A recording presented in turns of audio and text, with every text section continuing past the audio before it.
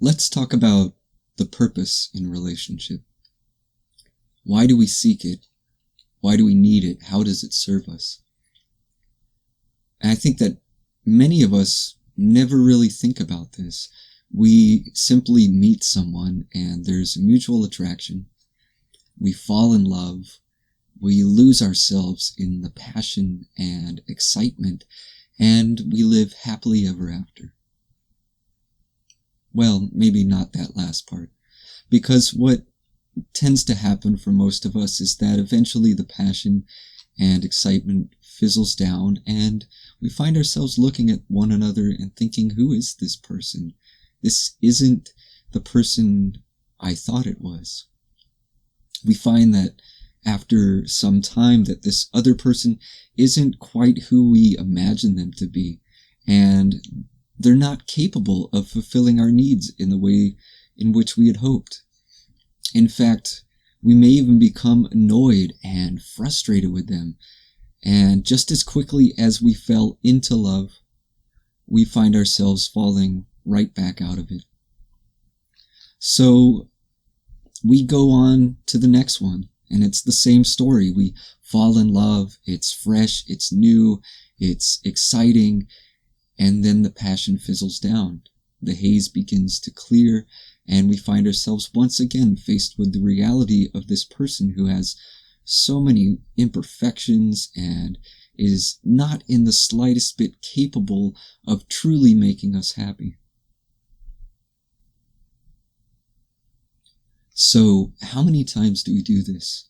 Going from one person to the next, always feeling unsatisfied, unfulfilled, falling in and out of love.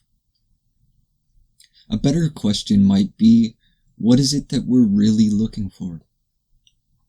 Are we looking for someone who's going to fulfill all of our needs?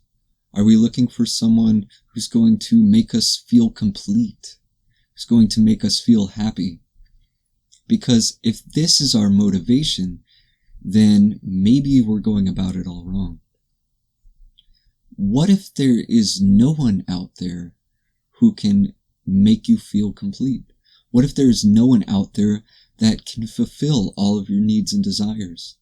What if there's no one out there who can truly make you feel happy? What if that's your own responsibility?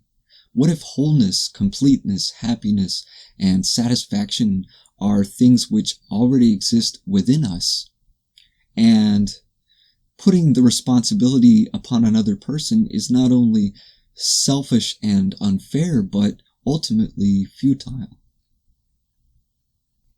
What if we took a whole different approach to our relationships, expecting nothing from our partners, but expecting everything of ourselves?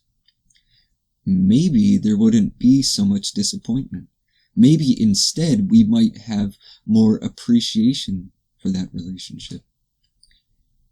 If the purpose of a relationship is to place the other person in a position of responsibility, that is, responsibility for our state of being, our satisfaction and joy, then the other person is little more than an object for exploitation. What often occurs is that we find ourselves in a relationship where we're trying to exploit one another. And when it doesn't work out, and in this sense it never really does, we act surprised. We might even feel used, and certainly it may be that the other person was in some way simply using us as a means to satisfy their needs and desires, but weren't we doing the very same thing in regard to them?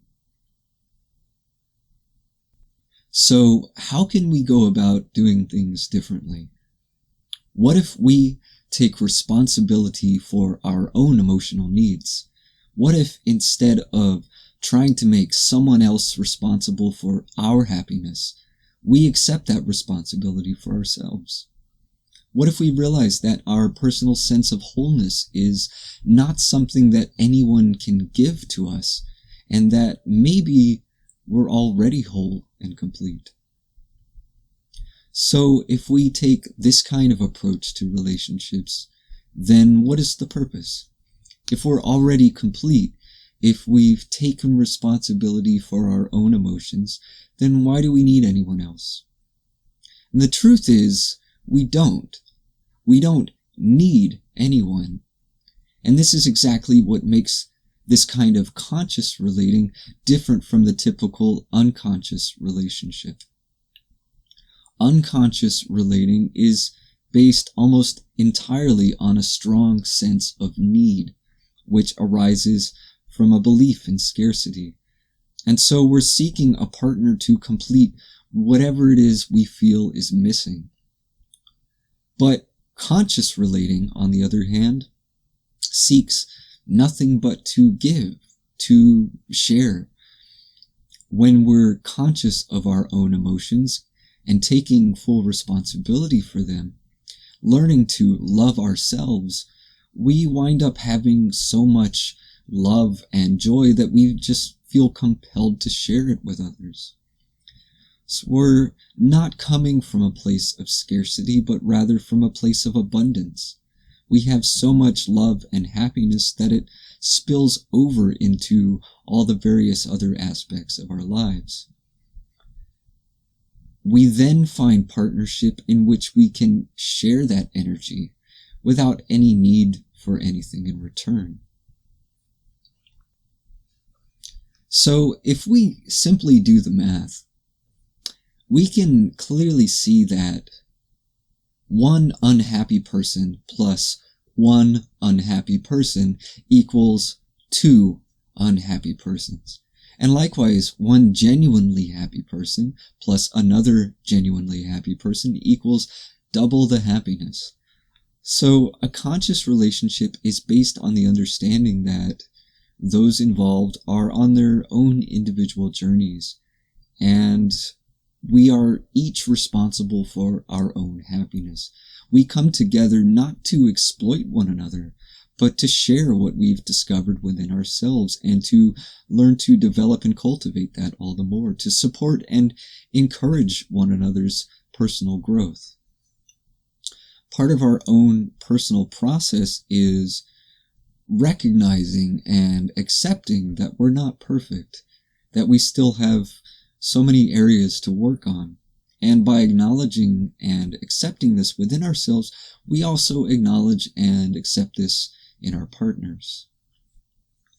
Too often we're seeking perfection in another person when we're not so perfect ourselves. But in a conscious relationship, we recognize the imperfections and we accept them. And we only try to change ourselves.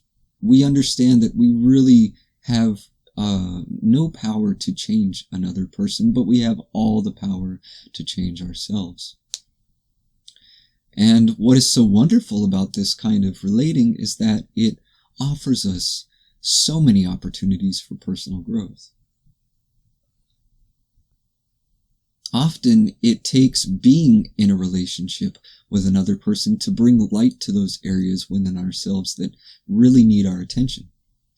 So whereas before we might find certain aspects of relationship to be unfilling or unsatisfactory or even frustrating, we can now utilize those aspects as opportunities for our personal growth.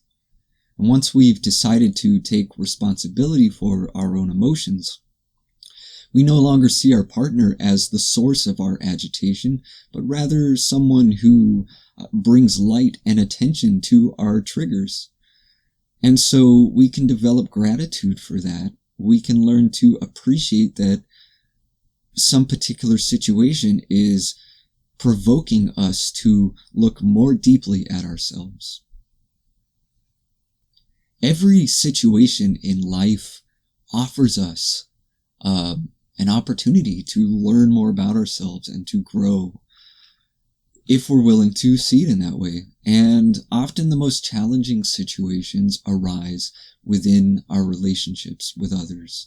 So if you're really intent on learning and growing, on tearing down the boundaries that prevent you from living fully in love, fully in joy, embracing your freedom, expressing your authenticity, then you can see relationships as opportunities for this kind of growth.